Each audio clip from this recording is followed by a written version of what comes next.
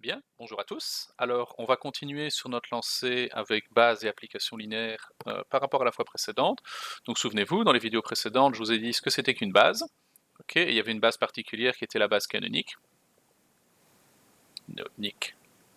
que j'avais notée epsilon. Ok, je vous avais également dit ce que c'était qu'une application linéaire. D'accord? Une transformation du plan qui préservait les droites. Ok. Alors ici, je vais vous parler d'une application linéaire particulière qu'on appelle le changement de base. Alors, qu'est-ce que c'est? Ben, en fait, donc souvenez-vous, tout au début, quand je vous ai expliqué ce que c'était que les bases, d'accord, je vous ai donné un exemple avec le peintre et l'ordinateur qui essayaient de faire des couleurs. Ok, et je vous avais dit, en fait, le peintre, il met une certaine proportion de bleu, une certaine proportion de jaune, une certaine proportion de rouge, et l'ordinateur, il met une certaine proportion de magenta, de cyan et de jaune. Ok, et alors, le but du jeu, c'est, on se dit, ok, moi maintenant j'aimerais bien savoir si je suis un peintre et que je vais obtenir la couleur un tel, combien de fois j'ai besoin de mettre de proportions de rouge, de bleu et de jaune pour obtenir une certaine autre couleur. Okay, et on peut se demander, eh ben, du coup l'ordinateur il se dit dire, ok, si j'ai une expression en fonction des couleurs du peintre, moi de quoi est-ce que j'ai besoin? Okay, et donc en fait, passer de la base du peintre à la base de l'ordinateur pour les couleurs, c'est faire ce qu'on appelle un changement de base. D'accord? Donc, si j'essaie de mettre ça en mathématiques, qu'est-ce que ça veut dire? Donc supposons qu'on a un vecteur v qui est égal à quelque chose comme vx, vy, et alors je vais dire ici, je vais indicer ici par epsilon, ça veut dire qu'ici il est exprimé, ce vecteur-là, il est exprimé dans la base canonique. Ok? Alors, je prends une autre base, supposons qu'on a nana, et qu'on a, disons, une base phi, okay, qui va être égale du coup à deux vecteurs, c'était phi1 et phi2. Ok, et ça, en fait, on peut dire que c'est égal du coup au vecteur phi1x, phi1y, avec le vecteur phi2x, phi2y. Ok, donc voilà, on a une autre base. Alors, on veut connaître du coup l'expression de v, du coup, dans cette base-là. Donc c'est la même chose que l'exemple avec le peintre. Hein. Ici, j'ai une couleur qui est exprimée dans la base du peintre, et moi je voudrais trouver comment je fais pour l'exprimer dans la base de l'ordinateur. Okay, c'est exactement ce que je fais ici, sauf que j'ai abstrait ça avec mes concepts mathématiques de base, de vecteurs de base. D'accord? Alors, si je fais un petit dessin de ça, en fait, à quoi ça correspond? Donc supposez que du coup moi j'ai un vecteur ici qui va être mon vecteur v qui va être exprimé dans la base epsilon, d'accord? Donc dans la base canonique, ici j'ai, ici en rouge, je vais avoir du coup ma base epsilon qui est là. Donc là j'ai epsilon 1 et j'ai epsilon 2. Et alors moi j'ai un vecteur v qui est genre comme ça. Ok, et ça on sait du coup que ça c'est vx, vy, ça c'est exprimé dans la base epsilon. Et alors ensuite, moi j'ai une autre base qui va par exemple être cette base-là. Là, je vais avoir du coup mon vecteur phi1 et par exemple ici un petit vecteur phi2. Ok, et alors le but du jeu maintenant c'est dire, ok, en fait ce vecteur v ça va être égal à quelque chose exprimé dans la base phi. Donc un certain nombre de fois le vecteur phi1 plus un certain nombre de fois le vecteur phi2. Ok, ça c'est le but du jeu. D'accord? Donc voilà. Donc allons-y. D'accord? Donc nous ici le but du jeu, donc nous c'est qu'on veut écrire, on veut écrire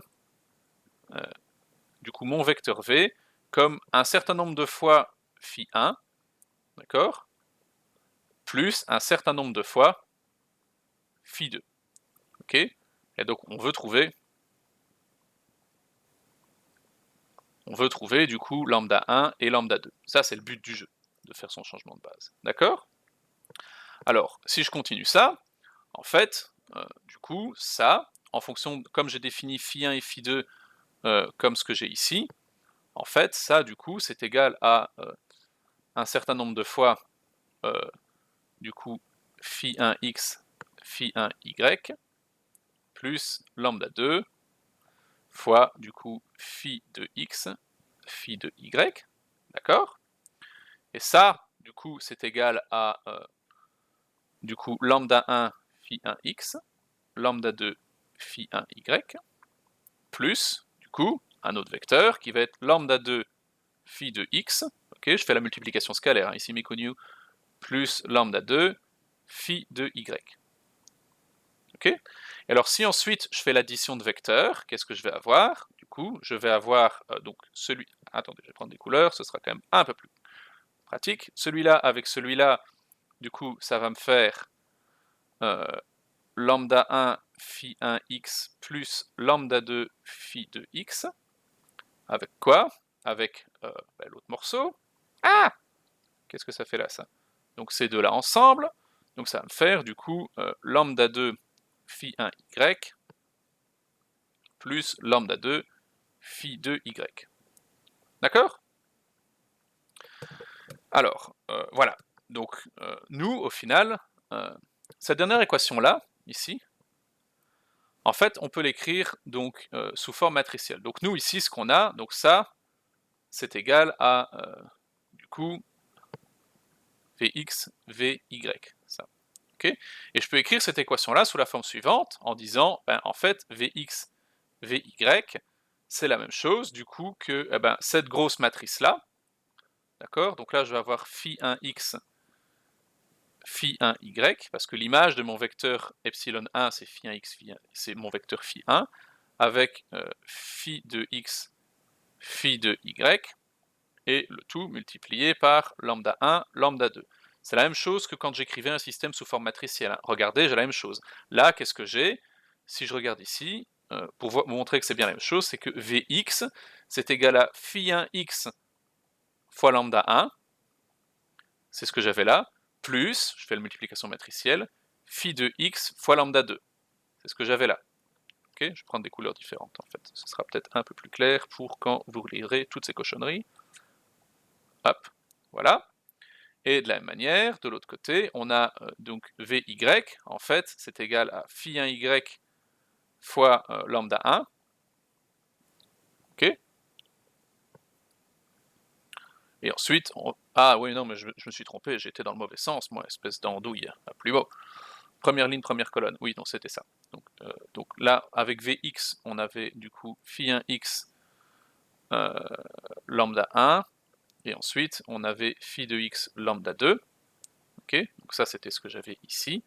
Et alors ensuite, j'ai phi 1y lambda 1 plus phi de y lambda 2. Ok, voilà. Bien. En fait, ici, c'est un petit 1 qu'il y a là. Il y a une petite faute ici. C'est pour ça que ça ne correspondait pas. Romain, espèce d'andouille. Voilà. Donc en fait, l'équation 1 ici et cette équation matricielle, c'est la même chose. Le but du jeu, souvenez-vous, ici, c'est on veut toujours trouver lambda 1 et lambda 2. Okay, donc en fait, cette équation-là, je vais faire une multiplication matricielle.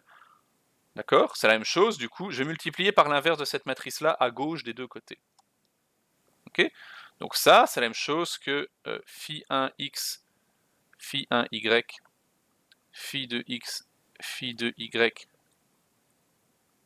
moins 1, fois ma matrice Vx, Vy. Ok? Et ça, c'est égal, du coup, je remultiplie par cette matrice inverse, phi 1x, phi 1y, phi de x, phi de y, moins 1, fois ce qu'il me restait. D'accord? Et ce qui me restait, c'était cette matrice-là et ce machin-là. Ok? Alors allons-y, c'est-à-dire fois phi 1x, phi 1y, ensuite phi de x, phi de y, fois du coup mon vecteur lambda 1, lambda 2. Ok? Et là on voit pourquoi j'ai voulu multiplier par ma matrice inverse. Hein. C'est que ça et ça va partir. Ok? Ça me donne l'identité. Donc si je résume au final, qu'est-ce que j'ai? Je vais avoir du coup qu'est-ce qui va me rester? Il va me rester du coup la matrice inverse en question,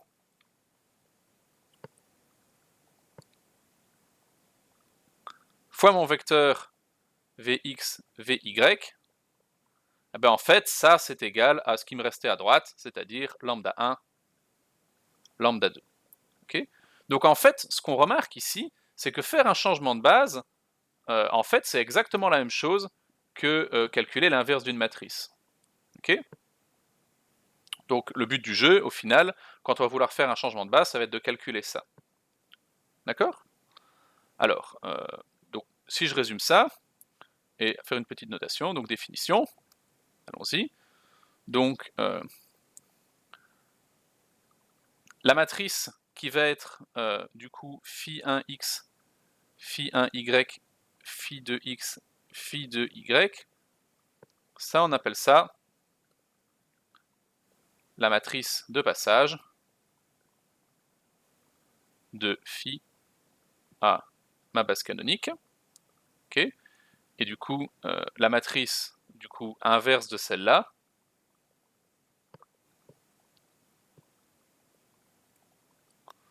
okay, ça c'est la matrice de passage dans l'autre sens, celle qu'on essaie de calculer, du coup de epsilon à phi. C'est-à-dire j'ai un vecteur dans cette base-là et je veux l'obtenir dans cette base-là. Okay, alors, faisons un exemple concret avec cette chose-là. D'accord? Alors, faisons un petit exemple concret. Okay, donc allons-y. Supposons que j'ai le vecteur V qui va être égal au vecteur 1, 3 exprimé dans la base canonique. Ok, alors, exprimons-le. V dans la base phi, et la base phi, ça va être du coup 1, 1, et ensuite moins 2, 2. Ok, alors je vais sauter quelques étapes, d'accord? Alors ça ici, je vais appeler ça phi 1, et ça ici, je vais appeler ça phi 2. Ok, donc une première étape, c'est, je ne vais pas vérifier que phi c'est une base. Okay, vous pouvez vérifier que c'est une base en vérifiant que c'est linéairement indépendant et générateur, d'accord? Mais je ne vais pas le faire ici pour gagner du temps et pour que la vidéo soit un peu plus courte, mais vous pouvez le faire. Donc en pratique, je vais noter, il faudrait vérifier que du coup, phi est une base. Si c'est pas une base, ça va foirer. En gros, quand vous allez calculer votre inverse avec Gauss-Jordan, ça va pas marcher. Vous allez obtenir une ligne nulle et du coup, vous l'aurez dans l'os et vous saurez pas faire votre changement de base. Ok? Alors, allons-y. Donc nous, on sait quoi? Avec ce qu'on a vu ici, nous on sait que du coup, je dois chercher mes lambda 1, lambda 2, donc on sait qu'un vecteur V, ça va être égal à du coup un certain nombre de fois phi 1 plus un certain nombre de fois phi 2, ok? Avec quoi? Nous, si on se souvient ce qu'on a fait ici dans le petit théorème, ben en fait lambda 1, lambda 2, ça va être égal à l'inverse de cette matrice-là,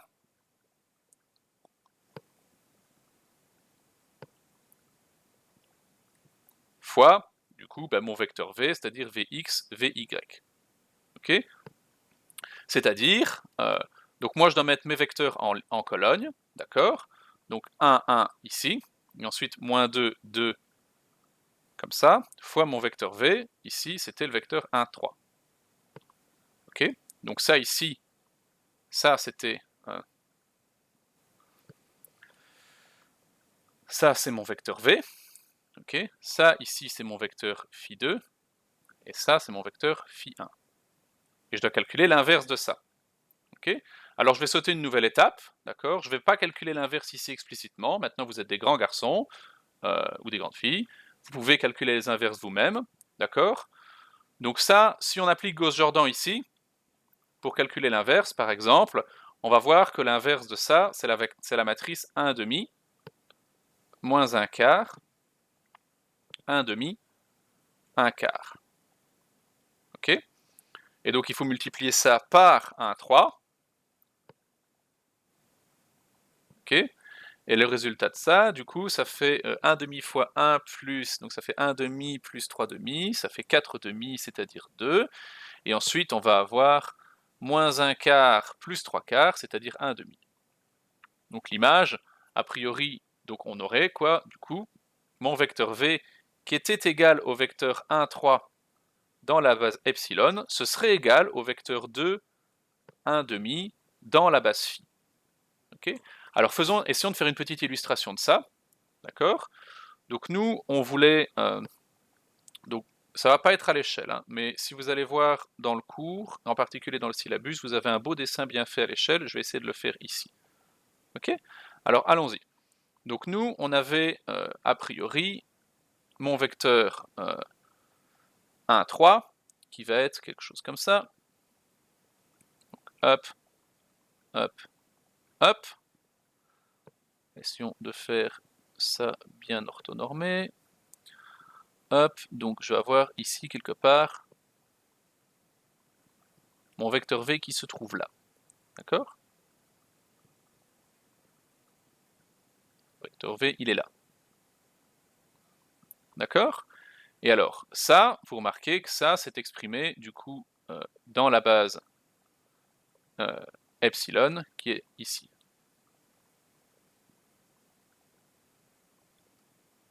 D'accord?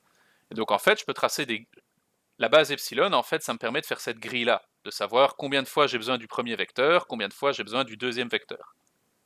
Ok? C'est ça que c'est une base, en fait, hein, puisque ça permet d'exprimer n'importe quoi en fonction des vecteurs de base. Ok? Et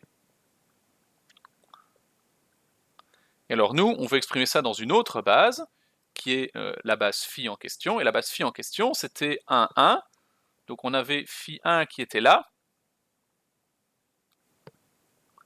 et on avait phi 2, c'était le vecteur moins 2, 2. Donc phi 2, il était ici.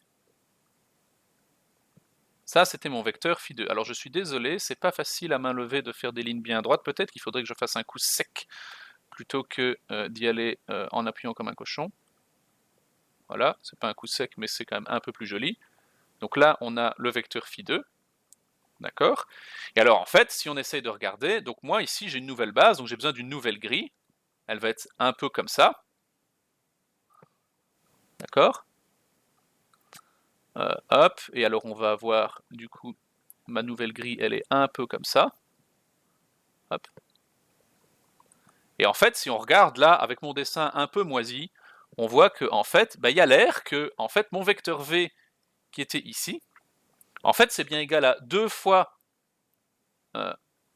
deux fois le vecteur phi 1, plus après ici, mon vecteur phi 2, on voit qu'on tombe plus ou moins ici, donc ça a l'air d'être plus ou moins 1 demi fois le vecteur phi 2.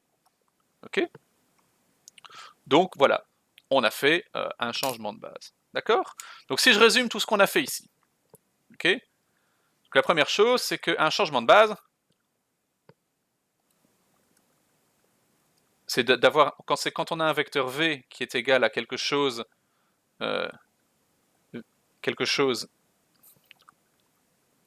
exprimé dans une base un tel, et on veut trouver son expression dans une autre base, dans une base phi. D'accord? Ça, c'est ce qu'on veut faire. Ça, c'est une application linéaire. Ok? Et alors, en fait, c'est exact. Pour faire un changement de base, en fait, c'est comme calculer l'inverse d'une matrice. D'accord? Donc voilà. A priori, moi, j'ai pas grand-chose d'autre à vous dire sur les changements de base, donc je vous propose qu'on se retrouve pour la toute dernière vidéo du cours d'algèbre linéaire, c'est sur les vecteurs et les valeurs propres. Allez, un salut!